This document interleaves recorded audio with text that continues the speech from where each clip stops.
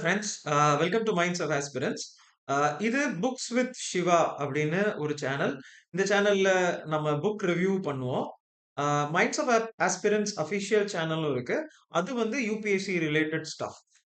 ரொம்ப நாள் ஆச்சு புக் ரிவ்யூ பண்ணி. ஸோ ஐ தாட் இந்த தீபாவளிக்கு அப்புறம் நம்ம ஒரு புக் ரிவ்யூ பண்ணுவோம். நான் ரெகுலரா பண்ணிட்டே இருக்கேன். இந்த சேனல் என்னோட ஐடியா என்னன்னா, இந்த சேனல் வந்து நம்ம ரொம்ப நாள் லைஃப் லாங் வந்து நம்ம படிக்கிற விஷயத்த ஷேர் பண்ணிட்டே இருக்கலாம் அப்படின்னு. இதுல நான் ரீசென்ட்டா அ கொஞ்சம் சில புக் படிச்சதுல, பில் கேட்ஸோட சோர்ஸ் கோட் மை பிகினிங்ஸ் அப்படின்னு ஒரு புக்கு. அ அண்ட் இத வந்து நான் அதான் இந்த புக்க நான் மேபி நெக்ஸ்ட் வீடியோல ரிவ்யூ பண்றேன். அ இந்த வீடியோல இது ரீசென்ட்டா இப்போ அ Arvind Subramanian, a sixth of humanity independent India's development odyssey. ஆ இதுல ராமச்சந்திர குஹாவும் இதுல ரிவ்யூ பண்ணியிருப்பாரு இதுல. அதாவது ரொம்ப நல்லா இருக்குன்னு. இந்த அரவிந்த் சுப்ரமணியம் வந்து நம்மளோட ஃபார்மர் எக்கனாமிக் சீஃப் எக்கனாமிக் அட்வைசரா இருந்தாரு. அப்போ நெறைய பாலிசிஸ்லாம் இந்த இனிஷியல் டைம்ஸ்ல இவர நெறைய பார்த்திருப்போம். ஸோ அப்புறம் அதுக்கப்புறம் அவர் வந்து ஒரு புரொஃபஸரா இப்போ இருக்காரு. யுஎஸ்ல இருக்காருன்னு நெனைக்கிறேன். நெறைய நம்ம எக்கனாமிஸ்ட்டா இருந்த நெறைய பேர் வந்து இப்போ அங்க புரொஃபஸரா இருந்தாங்க. அவங்க கிளாஸ்லாம் நம்மளால அட்டெண்ட் பண்றது கஷ்டம் தான். ஸோ அவங்க எழுதுற புக்கையாவது இன்னொருத்தர் எழுதியிருக்காரு. இது தேவேஷ் கபூர். அவரும் புரொஃபசர். ஸோ எனக்கு என்ன தோணும்னா, ஆ இவங்கள மாதிரி புரொஃபசர்ஸ் வந்து நம்மளுக்கு டீச் பண்ணா எப்படி இருக்கும்? அப்படின்னு தான் நான் அடிக்கடி யோசிப்பேன். அ அது நம்மளுக்கு நடக்காது. ஏன்னா அவங்க தூரமா ஓகே இது வடிவேல் சொல்ற அந்த கத தான். ஓகே டிஸ்டன்ஸ் தான் காரணம். இப்ப அவங்க கொண்டு போய் அ யூ நோ அ இந்தியன் ஓஷன் தாண்டி, அட்லாண்டிக் ஓஷன் தாண்டி அவங்க யுஎஸ்ல அ அது ஒரு யுனிவர்சிட்டில கிளாஸ் எடுக்குறாங்க. தட்ஸ் யூ நோ ஆனா அந்த இத நம்ம எக்ஸ்பீரியன்ஸ எப்படி கேப்சர் பண்ணலாம்? அப்படின்றதுக்காக தான் I read these books. Uh and including அந்த சோர்ஸ் கோடும் அவரு அங்க இருக்காரு. Bill Gates. இப்ப நான் ஃபார் எக்ஸாம்பிள் ரீசென்ட்டா பார்த்தேன். அவர் வந்து கியூங்கி சாஸ் பி பஹூதின்னு சொல்லிட்டு ஒரு எப்படி சொல்றது? ஒரு எனக்கு தெரிஞ்சு நார்த் இந்தியால ஒரு சீரியல், மெகா சீரியல்ல அவர் வந்து வரப்போறாருன்னு சொல்றாங்க. நான் ஆச்சரியமா தான் பார்க்குறேன். ஏன்னா, யூ நோ ஒரு சீரியல்ல ஒரு பில்லியனர் ஆர் த மைக்ரோசாஃப்ட் இண்டஸ்ட்ரியோட ஆனா அது உண்மையான்லாம் நான் பார்க்கல. இன்னும் செக்லாம் பண்ணல. அது தப்பா இருந்தா ஐ அம் வெரி சாரி. பட் ஆனா நான் ஜஸ்ட் சொல்றேன். இவங்களோட அந்த மோட்டிவேஷன் எங்க இருந்து வருது? அப்படின்றது எனக்கு ரொம்ப ஆச்சரியமா இருக்கும். அதனால தான் நான் அவங்க எழுதுற புக்க படிச்சோம்னா, அட்லீஸ்ட் அவங்க கிளாஸ் அட்டெண்ட் பண்ண முடியலனாலும், அவங்க என்ன நெனைக்கிறாங்க? ஃபார் எக்ஸாம்பிள் இதுல அரவிந்த் சுப்ரமணியம் நம்மளோட எக்கானமிய பத்தி எப்படி அ இவ்ளோ அ டீட்டெயில்டா சொல்லியிருக்காருன்றத பார்க்கும்போது, அ ஆக்சுவலா நல்லா வியப்பா இருக்கு. யுபிஎஸ்சில இதுவும் நம்ம யுபிஎஸ்சி சம்மந்தப்பட்ட நெறைய அதாவது யுபிஎஸ்சி தான் நம்மளுக்கு போஸ்ட் கலோனியலிசம் இல்ல. போஸ்ட் இண்டிபெண்டன்ஸ் கன்சாலிடேஷன் அப்படின்னு ஜிஎஸ் பேப்பர் 1ல ஒரு டாபிக்கே இருக்கு. ஆக்சுவலா இந்த புக்கு நம்ம படிக்கலாம். ஓகே. எனிபடி ஹூ லைக்ஸ் ஐயோ! இன்னொன்னு இது வந்து 600 பேஜ். இத பார்த்துக்கோங்க. 600 ஆட் பேஜ் இது. ஸோ அதனால அவசரப்பட்டு தயவுசெய்து இத மேண்டேட்டரிலாம் இல்ல. சும்மா சொல்றேன். ஓகேவா? நான் இந்த தப்பெல்லாம் பண்ணிறாதீங்க. புக் படிங்க. உங்க என்ன சிலபஸ் இருக்கோ அத படிங்க. இதெல்லாம் படிச்சா மேபி அதான் நான் சொல்றேன். இப்போ ஒரு வேள நம்மளுக்கு லேண்ட் ரிஃபார்ம்ஸ் இருக்கு. கிரீன் ரெவல்யூஷன் இருக்கு. அ லிபரலைசேஷன் இருக்கு. இண்டஸ்ட்ரியலைசேஷன் இருக்கு. இண்டஸ்ட்ரியல் பாலிசி இருக்கு. எக்கனாமிக் குரோத் இருக்கு. டெவலப்மென்ட் இருக்கு. இன்க்ளூசிவ் குரோத் இருக்கு. அ செக்யூலரிசம் இருக்கு. டெமோக்ரசி இருக்கு. பாலிட்டி இருக்கு. எல்லாமே இருக்கு. ஆனா நான் என்ன யோசிக்கிறேன்னா, இவங்கள மாதிரி ஒருத்தர் வந்து எடுத்தா எப்படி இருக்கும்? நம்ம எப்படி புரிஞ்சிருப்போம்? அப்படிதான் என்னோட தாட்ஸ்.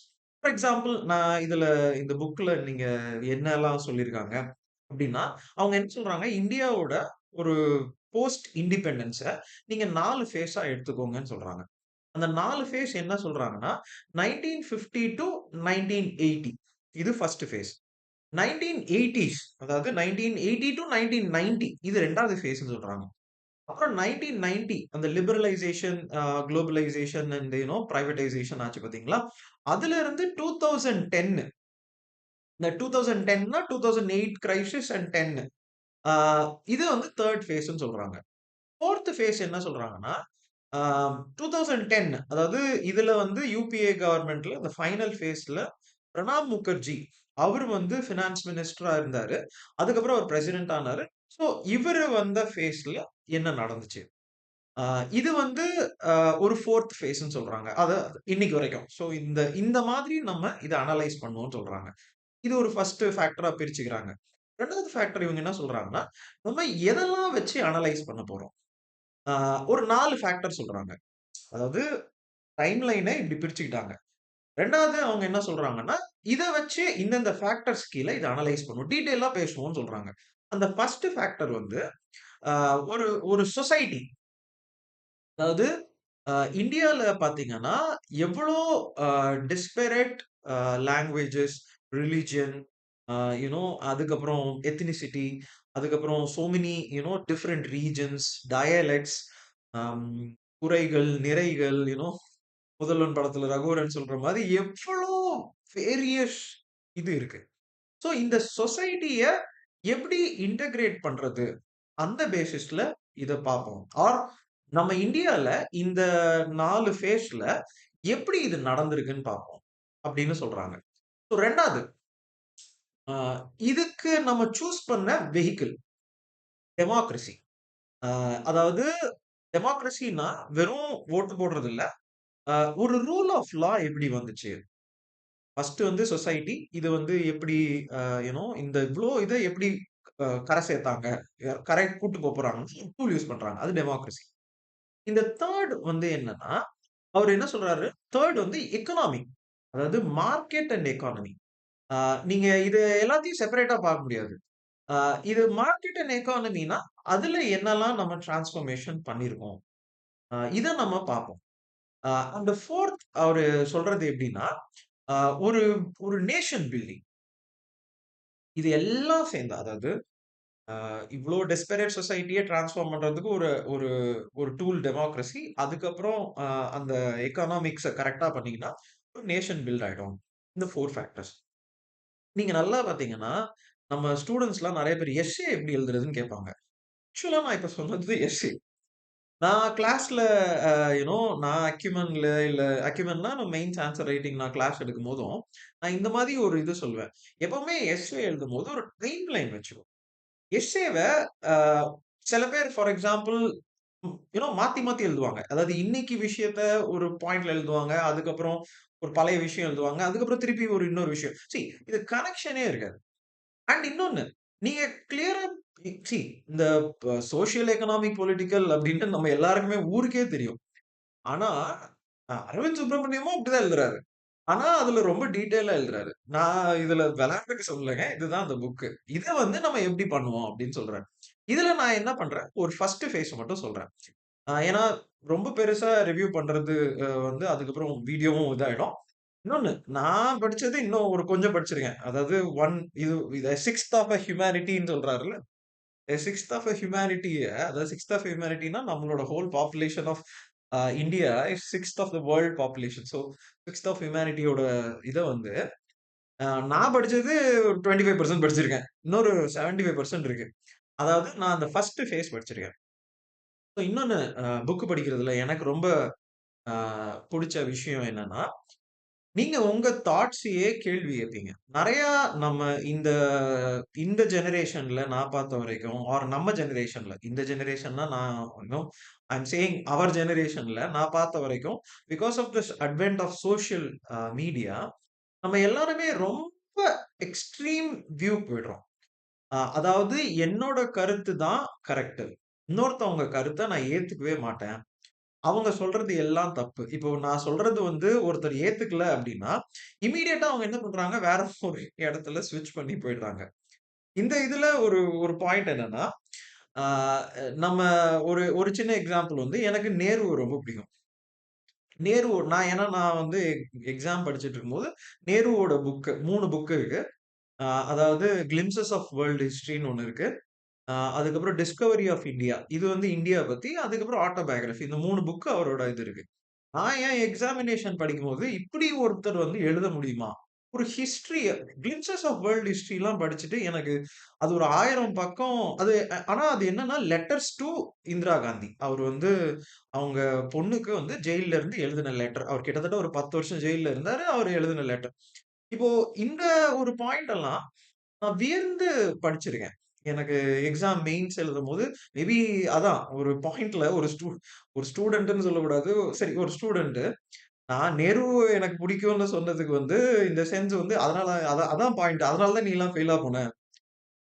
நல்லா இருந்துச்சு. இன்னும் கேட்கறதுக்கு இந்த சென்ஸ் வந்து அதாவது நம்ம ஒரு ஏன்னா நேரு வந்து இன்னைக்கு ஒரு ஐடியாலஜிக்கலி ஒரு ஆப்போசிட் வியூல இருக்காரு. சோ அப்ப நம்ம நேருவ பிடிக்கும்னு சொன்னா, உடனே தே ஸ்டார்ட் சேயிங் தட் நீ பாரு இது இப்போ நம்ம இன்னொரு கருத்து உள்ள ஆப்போசிட் கருத்து உள்ளவங்கள நம்ம வந்து இத வந்து ரெக்டிஃபை பண்ணிக்கோங்க அப்படின்னு சொன்னா, இம்மீடியட்டா அவங்க என்ன சொல்றாங்க, "நீ அந்த இதுதான். சோ அதனால தான் நீ இப்படி சொல்ற." அ இந்த மனித இயல்பு வந்து இன்னைக்கு வந்தது இல்ல. அது வந்து என்னைக்கோ இருந்திருக்கு. ஆனா இந்த மனித இயல்ப எனக்கு தெரிஞ்சு புக் படிச்சா ஓரளவுக்கு நம்ம புரிஞ்சுக்கலாம். ஏன் அப்படின்னா, இந்த புக்ல நேருவ நான் இப்போ கிரிட்டிசிசம் பண்ண தான் போறேன். ஏன்னா இந்த புக் ரிவ்யூவே அப்படிதான். ஆர் இந்த புக்ல அது குடுத்திருக்காங்க. நான் அத பத்தி பேசப் போறேன். நேருவ பத்தி எனக்கு எவ்வளவு பிடிச்சிருந்தாலும், தப்பு தப்பு தான். இந்த நெற்றிக்கண் திறப்பினும் குற்றம் குற்றமேன்றத புக் படிக்கிறதுல நம்ம புரிஞ்சுக்கலாம். அப்ப நம்ம ஒரு ஹியூமன் பீயிங்க காம்ப்ளெக்ஸா பார்ப்போம். அவங்கள ஒரு பிளாக் அண்ட் ஒயிட்ல பார்க்க மாட்டோம். இப்ப நேரு வந்து நல்லது செஞ்சாருன்னா, இதுல சில கெட்டதும் இருக்கும். ஆர் யார எடுத்துக்கிட்டாலும் எந்த ஒரு ஒரு ஐடியாலஜி எடுத்துக்கிட்டாலும், எந்த ஒரு விஷயம் எடுத்துக்கிட்டாலும், there will be a plus and a minus. We have to critically analyse these things. Not based அவங்கள ஜட்ஜ் பண்ணக்கூடாது. அவங்கள வந்து இவன் இப்படிதான், இவன் அப்படிதான், இந்த ஐடியாலஜி இப்படிதான், அப்படி பண்ணக்கூடாது. அ ஃபார் எக்ஸாம்பிள் இந்த புக்ல நான் அத அரவிந்த் சுப்ரமணியம் நான் ஃபுல்லா படிச்சுட்டும் உங்களுக்கு மிச்ச ஃபேஸஸும் சொல்றேன். ஏன்னா இந்த ஃபேஸ்ல அவர் பேசினது வந்து 1950 டூ 1980. இதுல Nehruvian views of industrialisation and planning created a lot of ஏன்னா அவர் என்ன சொல்றாருன்னா, அ நம்ம இந்த ஃபேஸ்ல நம்மளோட குரோத் வந்து ரொம்ப ஸ்டாக்னன்ட்டா தான் இருந்துச்சு. 1980 டூ 1990 கொஞ்சம் குரோத் ஏறிச்சு. ஸோ இது 2த்தையும் கிளப் பண்ணி ஹிந்து ரேட் ஆஃப் குரோத்ன்னு சொல்லுவாங்க. அதாவது லெஸ் தேன் 5% தான் இருந்துச்சு. இப்போ இதுக்கு காரணம் வந்து நம்ம இவர மட்டும் சொல்ல முடியாது. ஆனா, அந்த புக்ல எப்படி அத எடுத்துட்டு போறாங்கன்னா, இப்போ ஃபார் எக்ஸாம்பிள் நம்ம 1950ல நம்ம கலோனியலிசம்ல இருந்து வெளிய வரோம். அப்ப பார்த்தீங்கன்னா 7% பாவர்ட்டி. அதாவது ஒரு இவ்ளோ பாப்புலேஷன் இருந்தபோது, மேபி 300 இன்னைக்கு 1.4 பில்லியன் பாப்புலேஷன் போயிட்டோம். பட் ஆனா அன்னைக்கு வந்து 300 okay. Ah so equivalent to the population of some of the states today. Okay. அது வந்து அன்னைக்கு ஃபுல் இந்தியாவோடது. அதுல ஒரு 70% வந்து பாவர்ட்டில இருந்தாங்க. 90%க்கு வந்து இல்லிட்ரசி இருந்துச்சு. ஆ ஜெண்டர் கேப் வந்து இவ்ளோ பெருசு இருந்துச்சு. அதாவது மென் கொஞ்சம் படிச்சிருந்தாங்க. பட் விமென் சுத்தமா படிக்கல. And the system of patriarchy. Ah and the point is that we were trying to establish a nation. இது வந்து லீ அ அ அவர் சிங்கப்பூர் பிரைம் மினிஸ்டர் இருக்கார்ல, அவரோட வீடியோவும் இருக்கும். அத இவங்க கோட்டும் பண்ணியிருக்காங்க. ஆ சிங்கப்பூர் பிரைம் மினிஸ்டர் அந்த லீ குவான் அந்த இவரு இருக்காருல்ல, அவரு ஒரு இதுல பேசியிருப்பாரு. என் பிரச்சனை இந்தியாவுக்கும், அதர் கண்ட்ரீஸ்க்கும் அப்டின்னா, இந்தியான்ற கண்ட்ரி இவ்ளோ ஃபிராக்ஷன்ஸா பிரிஞ்சிருக்கு. அதாவது ரிலிஜனா பிரிஞ்சிருக்கு, காஸ்ட்டா பிரிஞ்சிருக்கு, எத்னிசிட்டில பிரிஞ்சிருக்கு, ரீஜன்ல பிரிஞ்சிருக்கு. இவ்ளோ டைவர்ஸ் ஒரு நேஷன எப்படி நீங்க நேஷனா கன்வெர்ட் பண்ணுவீங்க? ஏன் அப்டின்னா, இவங்க குடுக்குற எக்ஸாம்பிள்லாம் ஃபார் எக்ஸாம்பிள் சைனா, அ கொரியா, இந்தோனேஷியா ஆர் யூரோப்பியன் நேஷன்ஸும் இவங்க எல்லாம் என்ன பண்ணியிருக்காங்கன்னா, ஒரு பாயிண்ட்ல ஃபார் யூரோப்பியன் நேஷன்ஸ் என்ன சொல்றாங்க, அவங்க வயலன்ஸ யூஸ் பண்ணி நேஷன் ஸ்டேட்ட பில்ட் பண்ணாங்க. அத பண்ணும்போது, அவங்க ஒரு சாரார் நெறைய எக்ஸ்க்ளூட் பண்ணிட்டு, அவங்க ஒரு சாரார் இப்போ ஒரு லாங்குவேஜ் பிரான்ஸ், ஒரு எத்னிசிட்டி ஜெர்மன். அ இந்த ஒரு கான்செப்ட்ட வந்து அவங்க செஞ்சாங்க. அதனால அவங்க ஒரு நேஷன் ஆயிட்டாங்க. ஆனா இந்தியான்ற ஒரு கண்ட்ரி என்னைக்குமே இந்த மாதிரி ஒரு பாத் ஆஃப் எக்ஸ்க்ளூஷனரி பிலாசபிய எடுத்ததே கிடையாது. அப்போ அவங்க நெறைய பேர அவங்க அமால்கமேட் பண்ணி தான் வச்சிருக்காங்க. ஆ இதுக்கு அப்புறம் போஸ்ட் ஆ கலோனியல் பீரியட்ல அதுல எக்ஸாம்பிள் எடுத்துட்டாலும், இப்ப சைனாவாகட்டும், 1995% வந்து ஹான் எத்னிசிட்டி ஒண்ணு தான் இருக்காங்க. இது கொரியா, தாய்வான், ஆ இந்தோனேஷியா. இந்தோனேஷியா ஒரு ரிலிஜன் தான் இருக்காங்க. இன் இந்தோனேஷியாக்கு அடுத்து ஹையஸ்ட் முஸ்லிம் பாப்புலேஷன் இந்தியால இருக்காங்க. இப்போ அந்த 4 பேசிஸ் சொன்னேன் பார்த்தீங்களா? சொசைட்டி, டெமோக்ரசி, அ நே sorry economics and nation building. இதுல இந்த ஃபர்ஸ்ட் பார்ட் பார்த்துக்கிட்டீங்கன்னா, இது நேஷன். Sorry society. இவ்ளோ டைவர்ஸ் சொசைட்டி தான் அவரு கையில குடுத்தாங்க. ஓகே. அவர் பிரைம் மினிஸ்டரா வந்துட்டாரு. இத அவரு எப்படி எடுத்துட்டு போனாருன்னா, அவரு ரொம்ப அந்த டெமோக்ராட்டிக்கா அதான் செகண்ட் பாயிண்ட். டெமோக்ராட்டிக்கா அவரு இத no he was a very big democratic person. அதனால அவர் என்ன பண்றாருன்னா, இத ஒரு சென்ட்ரலைஸ்டா எடுத்துட்டு வந்து, ஃபர்ஸ்ட் இந்த டிஸ்பாரிட்டி எல்லாம் குறைச்சு, நம்ம அதாவது இந்த பாயிண்ட் எல்லாம் குறைச்சு, நம்ம ஒரு நேஷன பில்ட் பண்ணுவோம். அதுதான் அவங்க ஃபர்ஸ்ட் பாயிண்ட். அவங்களுக்கு எக்கனாமிக்ஸோ இதுவோ இல்ல. First point nation building. அதனால தான் அவங்க என்ன பண்றாங்கன்னா, ஃபர்ஸ்ட் வந்து லாங்குவேஜ் கமிஷன அவங்க ஒத்துக்க மாட்றாங்க. லிங்குவிஸ்டிக் பேஸ்ட் ஸ்டேட்ட ஒத்துக்க மாட்றாங்க. ஆனா அதுக்கப்புறம் தமிழ்நாடு அண்ட் அதர் ஏரியாஸ்ல நெறைய ப்ராப்ளம் வந்துச்சு. அதனால அவங்க வந்து ஒத்துக்கிட்டாங்க. சரியா? அதுக்கப்புறம் ஹிந்திய ஒரு ஒரு சென்ட்ரலைஸ் அதான் நான் சொன்னேன் பார்த்தீங்களா? யூரோப்பியன் நேஷன்ஸ் ஆர் இதெல்லாம் எதிர்த்து ஒண்ணு. லீ குவான் சொல்றதும் அதான். ஏதாவது ஒரு இன்டகிரேட்டிங் ஃபேக்டர் இருந்தா தான் நம்ம நேஷன் ஸ்டேட்டுக்கு போ முடியும். இப்போ லாங்குவேஜ் வந்து வச்சா, இப்போ பிரச்சனை ஆயிடுச்சா? சோ அப்ப என்ன இவங்க யோசிச்சாங்கன்னா, நம்ம வந்து ஹிந்தி வச்சுக்கலாம். அப்ப ஹிந்தி இருக்கும்போது தான் ப்ராப்ளம் வந்துச்சு. தமிழ்நாடு அண்ட் அதர் ஏரியாஸ்ல. சோ இவங்க என்ன பண்றாங்கன்னா, இது வேண்டாம். சோ இங்கிலீஷ் ஒரு லிங்க் லாங்குவேஜா வச்சுக்கலாம். அது ஒரு பாயிண்ட். 2வது பாயிண்ட். இப்போ இது மாதிரி ஏரியாஸ்ல இன்டகிரேஷன்ல இன்னும் நெறைய பிரச்சனை வந்துச்சு. இந்த இன்டகிரேஷன்ல North East, Jammu Kashmir, Punjab and other ஏரியாஸ்ல ப்ராப்ளம் வந்துச்சு. இதெல்லாம் ஃபர்ஸ்ட் இனிஷியலா அ இவங்க எப்படி சால்வ் பண்ணணும்? அப்போ ஒரு நேஷன் ஸ்டேட் பில்ட் பண்றதுக்கு சென்ட்ரலைஸ்டா என்ன பண்ணலாம்? அப்படின்னு யோசிக்கிறாங்க. சோ அப்போ ஒரு ஒரு லாங்குவேஜ் பேஸ்டும் அது ஒரு பாயிண்ட்ல தான் குடுக்குறாங்க. ஆனா மிலிட்டரி யூஸ் பண்றாங்க. சோ மிலிட்டரி யூஸ் பண்ணி நார்த் ஈஸ்ட் எல்லாம் வந்து தடுக்குறாங்க. ஏன் அப்படின்னா, இந்த போலீஸ் சப்ஜெக்ட் வந்து ஸ்டேட் சப்ஜெக்ட். ஸ்டேட் சப்ஜெக்ட்ல இருக்கிறதுனால, அந்தந்த போலீஸ் வந்து அந்த போலீஸ் மாடர்னைசேஷன பண்ணாம அப்படியே அந்த கலோனியல் ஆர்க்கிடெக்சர் ரீடெயின் பண்ணிட்டாங்க. ஏன்னா, அவங்களுக்கு அது பெனிஃபிஷியலா இருந்துச்சு. ஸோ நம்ம மிலிட்டரி நல்லா வளர்ந்துட்டே போச்சு. போலீஸ் வந்து அவ்வளோ வளரல.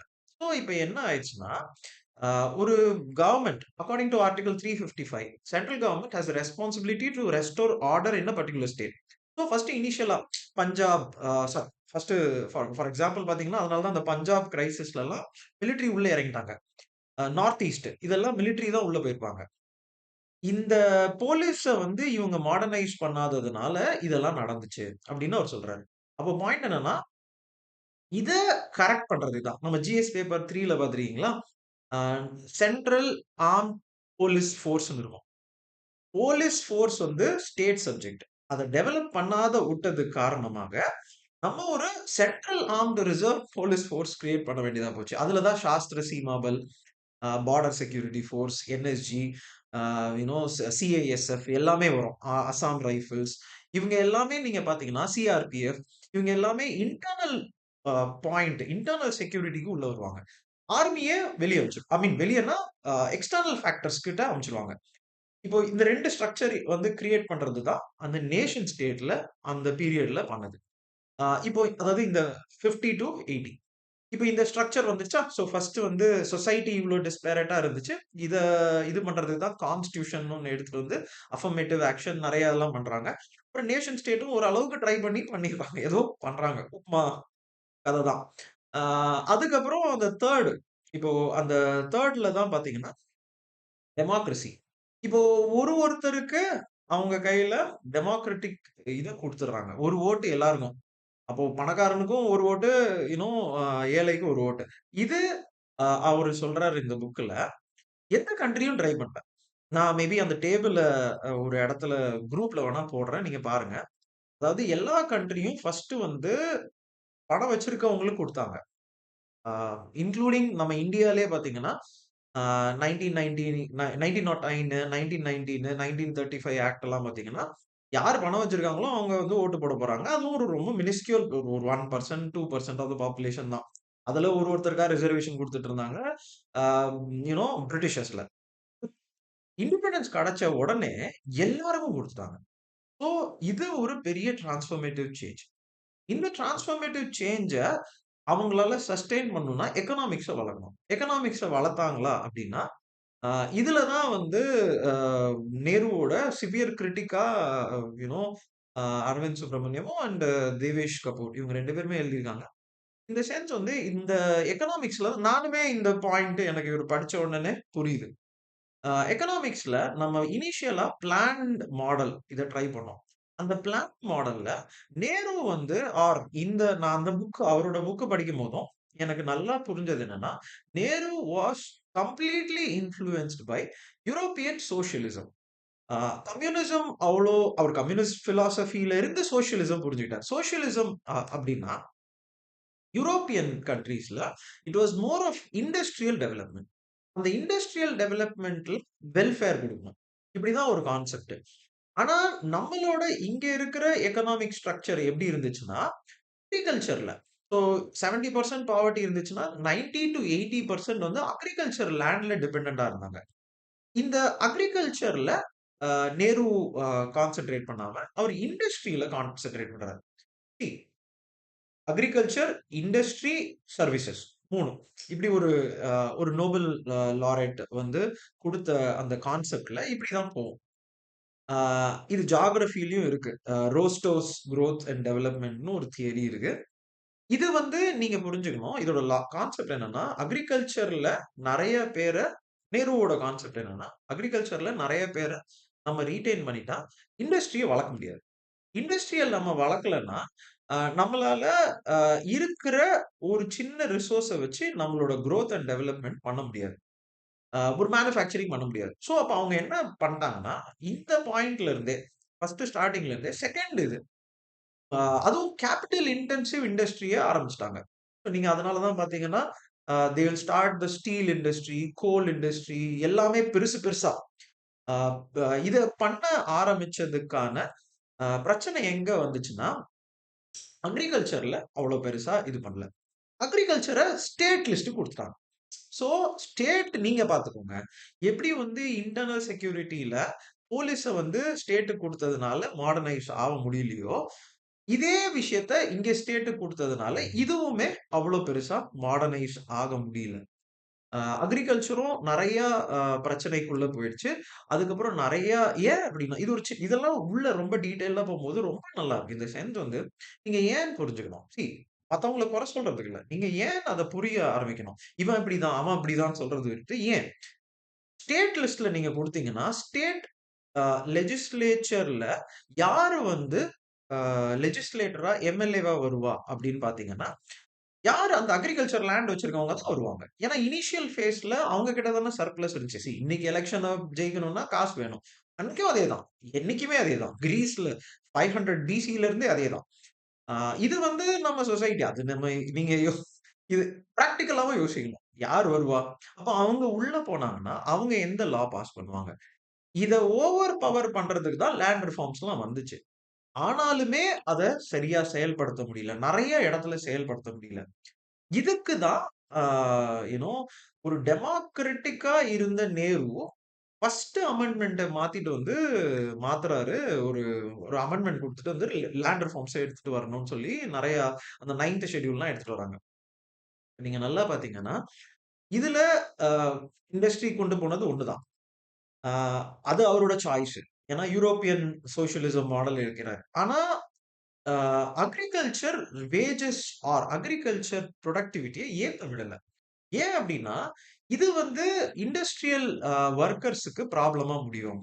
இது வந்து யூரோப்ல நடந்துச்சு. யூரோப்ல இண்டஸ்ட்ரிய நல்லா வச்சுக்கணுன்றதுக்காக அக்ரிகல்ச்சரல் கமாடிட்டீஸோட வேஜ சீல் பண்ணிட்டாங்க. ஏன்னா, அவங்களுக்கு வந்து அது சாப்பாடு வேணும்ல. அப்பதானே வேலை செய்ய முடியும். இப்ப நீங்க பார்த்தீங்கன்னா, இந்த கான்செப்ட்னால அக்ரிகல்ச்சர் அடி வாங்கிருச்சு. இப்போ நெறைய பேரு அக்ரிகல்ச்சர்ல இருந்து வெளிய வர வேண்டியதா போச்சு.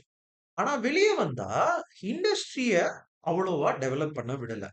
ஏன்னா, இதுல 2ண்ட் பாயிண்ட். அந்த பாயிண்ட். 2ண்ட் பாயிண்ட் என்னன்னா, பப்ளிக் செக்டார் யூனிட்ஸ் தான். பிரைவேட் கிடையாது. பிரைவேட்டும் வந்தாங்கன்னா பிரச்சனை. சோ பிரைவேட்ட கன்ஸ்ட்ரிக்ட் பண்ணிட்டாங்க.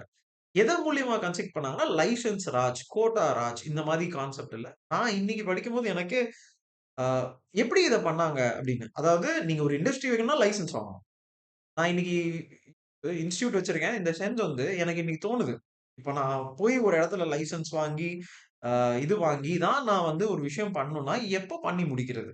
இது வந்து நடக்கிறதுக்கு சான்ஸே கிடையாது. அப்போ ஒரு எக்கானமில எவ்வளோ பேரு it would have submerged them. இது தான். ஸோ இண்டஸ்ட்ரிய கொண்டு வந்தது ஓகே. பட் ஆனா அத லைசென்ஸ் ராஜுக்குள்ள கொண்டு போய் பிஎஸ்யூ தான் இம்பார்ட்டன்ட்ன்னு சொல்லும்போது அது பிரச்சனையாகும். 3 பாயிண்ட் ஒரு பிரைவேட் செக்டாரையே ஒரு ஒரு மாதிரி பீப்பிள் அவங்கள அவங்கள ஒரு தப்பாவே பார்க்குறது.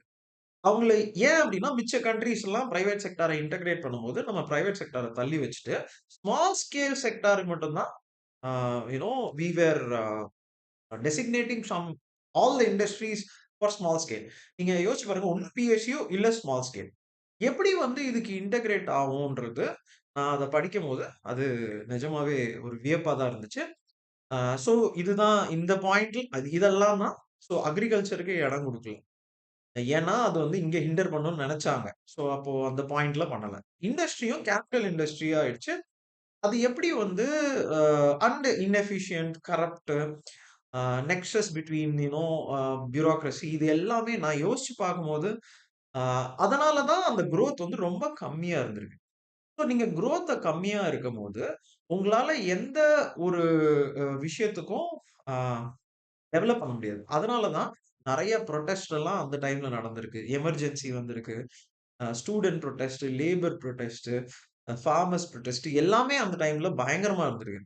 ஒரு பாயிண்ட்ல இந்தியால 30% இன்ஃப்ளேஷன் இருந்திருக்கு. அதுக்கப்புறம் தான் புரொடெஸ்ட் பயங்கரமா பார்த்தீங்கன்னா, ஸ்டூடென்ட் புரொடெஸ்ட்லாம் வந்திருக்கு. அந்த ஸ்டூடென்ட் புரொடெஸ்ட் தான் ஜெயப்பிரகாஷ் நாராயணன் பீகார்ல பண்றாரு, குஜராத்ல பண்றாரு. இந்த ஸ்டூடென்ட் புரொடெஸ்ட் தான் கடைசில கொண்டு போய் எமர்ஜென்சில நிறுத்துது.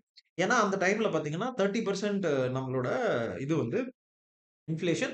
ஆனா அதுக்கு ரீசன் வந்து 1973 ஆயில் எம்பார்கோ ஆல்சோ. 1973ல வேர்ல்டு ஆயில் புரொடக்ஷன கம்மி பண்ணிட்டாங்க. அதனால அதுவும் பிரச்சனை வந்துச்சு.